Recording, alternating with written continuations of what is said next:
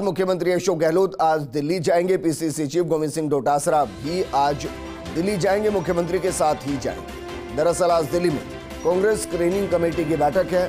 गौरव गोगोई की अध्यक्षता में पहली बैठक होनी है। राजस्थान की सीटों पर आज एक्सरसाइज होगी।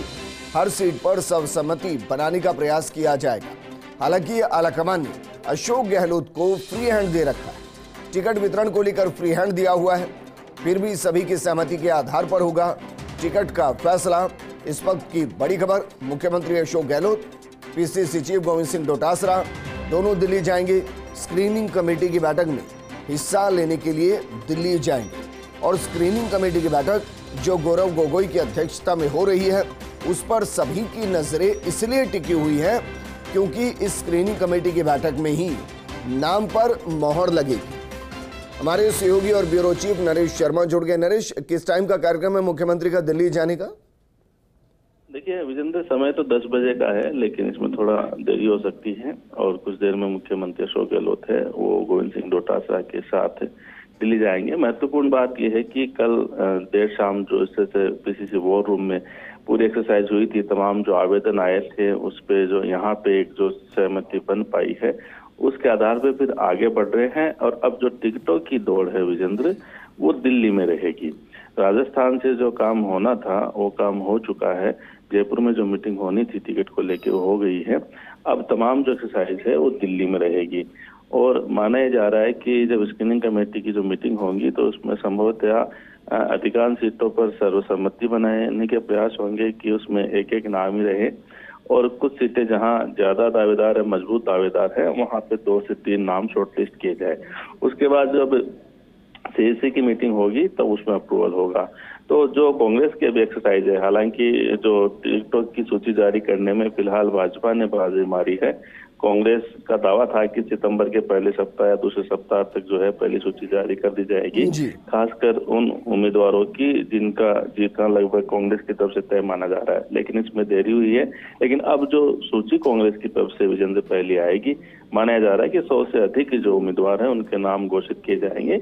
यानी देरी से सही, लेकिन भाजपा से बड़ी सूची जारी करने की कांग्रेस की रणनीति बन रही है। तो आज की जो दिल्ली की बैठक है गौरव गोगोई की अध्यक्षता में, उसमें लंबी एक्सरसाइज होगी और खासकर जहां कांग्रेस मजबूत है और जहां पे बड़े चेहरे हैं जो पहले से दावेदार है, जिनका टिकट मिलना लगभग तय है, उन पे तो चर्चा में ज्यादा समय नहीं लगेगा।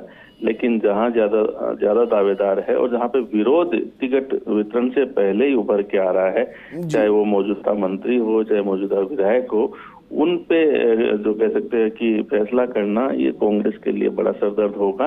क्योंकि कल भी जिस तरह से वो रूम के बाहर लगातार प्रदर्शन हो रहे थे, खुद मुख्यमंत्री अशोक गहलोत उनसे मिलने गए थे, अलग अलग क्षेत्र के जो विधायक है उनका विरोध हो रहा था कि इनको टिकट ना दी जाए, मंत्रियों का भी विरोध हो रहा था। तो उसको लेकर कांग्रेस आलाकमान और जो बिल्कुल नरेश, लेकिन विरोध तो एक परंपरा के जैसे है, क्योंकि जब तक टिकटों का वितरण नहीं होगा तब तक हर कोई अपनी मजबूत दावेदारी पेश करेगा। लेकिन कुछ अंदर खाने पता चल रहा है कि वर्तमान कितने सिटिंग विधायक ऐसे हैं जिनको रिपीट किया जा सकता है या कितने सिटिंग विधायक ऐसे हैं जिनको ड्रॉप किया जा सकता है? देखिए, कांग्रेस के सामने सबसे बड़ी चुनौती ये है कि क्या जो मौजूदा विधायक है उनको टिकट दिया जाए या जीता हुआ उम्मीदवार है उनको टिकट दिया जाए। क्योंकि कई जगह आपने देखा होगा इस तरह की बात सामने आई है, खुद मुख्यमंत्री ने भी स्वीकार किया है कि मुख्यमंत्री का विरोध नहीं है, सरकार की योजनाओं का कोई वो विरोध नहीं है, योजनाएं काफी लोकप्रिय है, लेकिन स्थानीय जो विधायक है उनका कई जगह विरोध आ रहा है। तो इसको लेके जो फैसला करना है वो मुख्यमंत्री को करना है, क्योंकि आलाकमान ने जो है मुख्यमंत्री को फ्री हैंड दिया हुआ है, खासकर जो सिटिंग एमएलए है उनको लेकर फैसला करने के लेकर। एक जो महत्वपूर्ण बात है विजेंद्र, वो है निर्दलीय जो विधायक है जिन्होंने 5 साल सरकार का साथ दिया, 13 ऐसे विधायक है। तो जो ये लगभग सहमति बन चुकी है कि करीब 10-11 जो निर्दलीय विधायक है उनको कांग्रेस के सिंबल पर इस बार चुनाव लड़ाया जा सकता है और उनमें से अधिकांश के जो नाम है वो पहली सूची में ही जारी हो जाएंगे। 2 विधायक ऐसे हैं, एक तो किशनगढ़ के निर्दलीय विधायक है सुरेश तांक और एक बलजीत यादव, इन्होंने कांग्रेस की टिकट पर चुनाव लड़ने से मना कर दिया है। तो बाकी जो 11 निर्दलीय विधायक है उन्होंने अपनी सहमति दे दी है, लेकिन टिकट कितने को दी जाती है देखना होगा। हालांकि मुख्यमंत्री के स्तर पर लगभग ये सहमति बनी है कि निर्दलीय विधायकों को जो है वो, क्योंकि ये कांग्रेस की बागी थे अधिकांशतः, तो जिस तरह से भाजपा ने भी अपने कुछ बागियों को टिकट दी है, तो कांग्रेस भी जो पुराने बागी है, जो बाद में सरकार का साथ दिया, सरकार बचाए, उनको टिकट दिया जा सकता है। अच्छा नरेश, जो बसपा से कांग्रेस में आए उनमें से किसी का भी आपको लग रहा है कि टिकट कटेगा या उनको उतारा जाएगा मैदान में? देखिए, सबसे बड़ी जो उधेड़-बुन है विजेंद्र, वो इसी बात को लेके है कि जो 6 बसपाई विधायक थे जो कि कांग्रेस में शामिल हुए, उनमें से एक राजेंद्र गोड़ा, उन्होंने अपनी लाइन तय कर ली है, अपनी लाइन क्लियर कर दी है कि क्या है, लेकिन बाकी जो 5 है, क्या उनको कांग्रेस का सिंबल दिया जाए, उनको लड़ाया जाए? क्योंकि देखिए, अगर उनको चुनाव लड़ाया जाता है तो फिर जो कांग्रेस के जो पुराने जो उम्मीदवार थे पिछले चुनाव में, वो भी जब दावेदार वो विरोध करेंगे, स्थानीय संगठन है वो विरोध करेगा, तो ये एक बड़ी उधेड़-बुन की स्थिति है कि क्या उन बसपाई विधायक जिन्होंने सरकार का साथ दिया था, कांग्रेस में शामिल हो गए थे, उनमें से 5 में से कितनों को उतारा जाता है? हालांकि 2-3 ऐसे विधायक है जो दौड़ में शामिल है मजबूती से, और उनको भरोसा भी पहले दिलाया गया था, लेकिन जिस तरह से राजेंद्र गोढ़ा का एपिसोड हुआ, उसके बाद कांग्रेस भी अब फूंक के कदम रख रही है, तो निर्दलीय विधायकों को लेके तो सहमति लगभग बनी है कि इनको टिकट दिया जा सकता है। नरेश, शुक्रिया हमारे साथ जुड़ने के लिए, बातचीत करने के लिए। पॉलिटिकल एडिटर योगेश शर्मा हमारे साथ जुड़ गए हैं। योगेश जी, नरेश जी से बात कर रहा था, वो कह रहे हैं कि 12 निर्दलीय विधायकों में से 10 को कांग्रेस लगभग सहमत हो गई है टिकट देने के लिए। इसके अलावा बसपा से जो आए हैं उनको भी टिकट दिया जा सकता है। मेरा सवाल यह है कि अगर निर्दलीयों को कांग्रेस के सिंबल पर टिकट दे दिया जाएगा तो कहीं ऐसा तो नहीं होगा कि जो वर्तमान में कांग्रेस के सिंबल के साथ है वो निर्दलीय ताल ठोक देंगे? अभी सुनील की बैठक है, अभी तो मुझे लगता है कि जल्दीबाजी हो गई कुछ कहना कि किस तरह का टिकट वितरण होता है। कांग्रेस में राहुल गांधी और सोनिया गांधी के टिकट पक्के होते हैं, बाकी किसी के होते नहीं, और खास तौर से कहा नहीं जा सकता अगर विनेबिलिटी है किसी की तो टिकट मिलेगा, अगर विनेबिलिटी नहीं है तो कांग्रेस टिकट नहीं देगी। अभी तो जो सबसे बड़ी चीज है कि इस तरह से पैनल बनेंगे। अभी तमाम जो नाम थे जो डीसीसी को मिले थे उन सभी को रिसीव करके ऊपर भिजवाया गया है।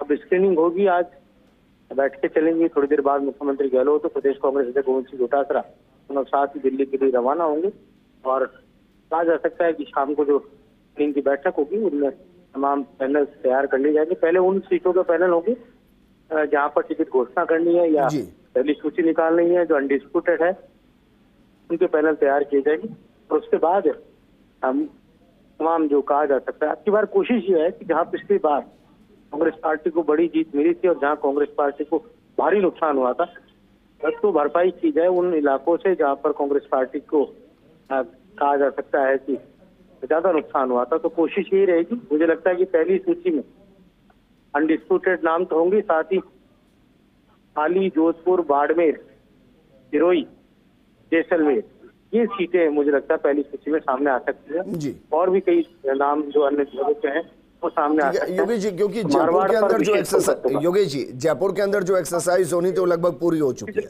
मानकर चलें कि अब पूरी की पूरी जो पॉलिटिक्स कांग्रेस की होगी वो दिल्ली से ही होगी, और आज जो स्क्रीनिंग कमेटी की बैठक होनी है उसमें 2 या 3 के पैनल बनाए जाएंगे या सिंगल नेम भी आगे की तरफ फॉरवर्ड कर दिए जाएंगे?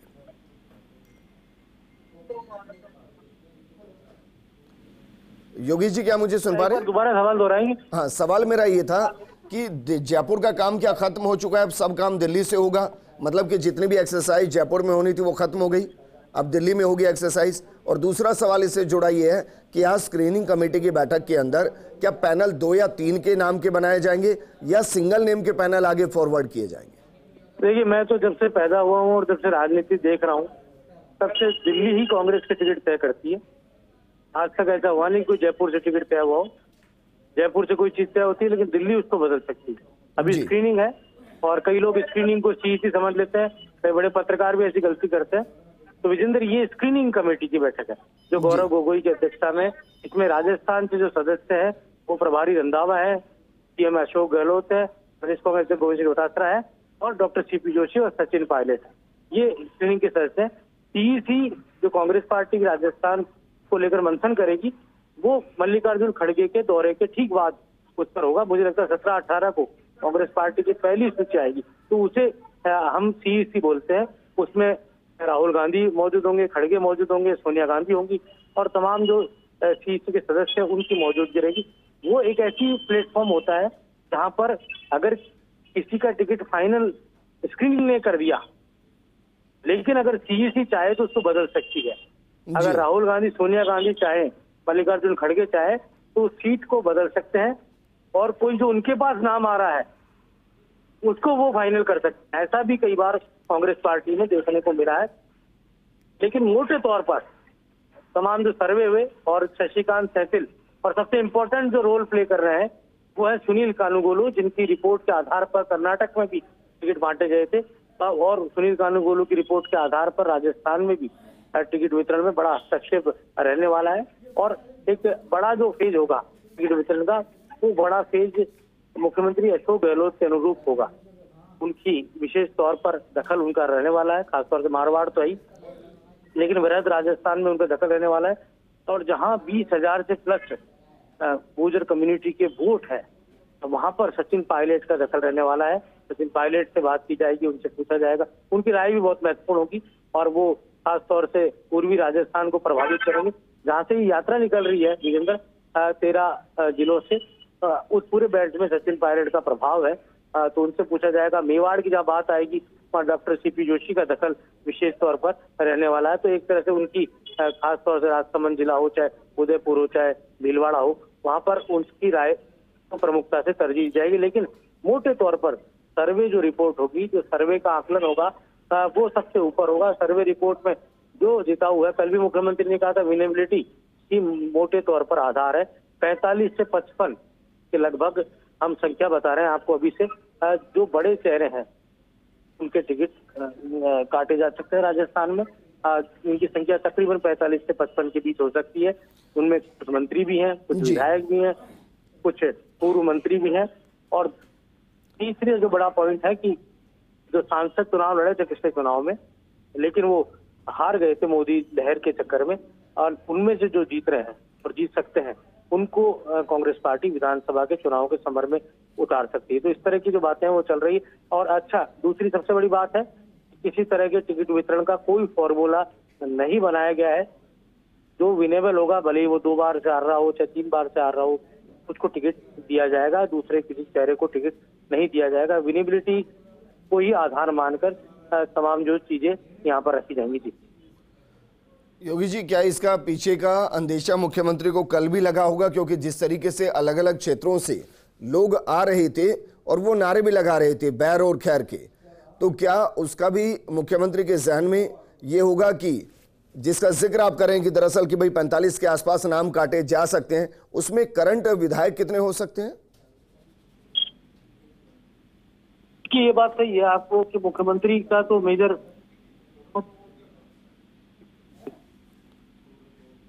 बिल्कुल ये बात सही है कि मुख्यमंत्री का रोल बहुत इंपॉर्टेंट रहने वाला है। और मुख्यमंत्री के चुनाव ही अशोक गहलोत का चुनाव है। अशोक गहलोत की प्रतिष्ठा और उनकी साख से जुड़ा हुआ चुनाव है। चुनाव कांग्रेस पार्टी जीतेगी, सरकार बनेगी, सरकार बनेगी तो मिथक टूटेगा, इतिहास बनेगा। और अशोक गहलोत की वो तमाम जो पुरानी जो रिकॉर्ड रहा है हार और एक बार जीत का, वो भी टूट जाएगा। तो ये जो है अशोक गहलोत के नाम पर ही कांग्रेस पार्टी आगे बढ़कर। ठीक है योगी जी, शुक्रिया तमाम जानकारी हमारे साथ साझा करने के लिए।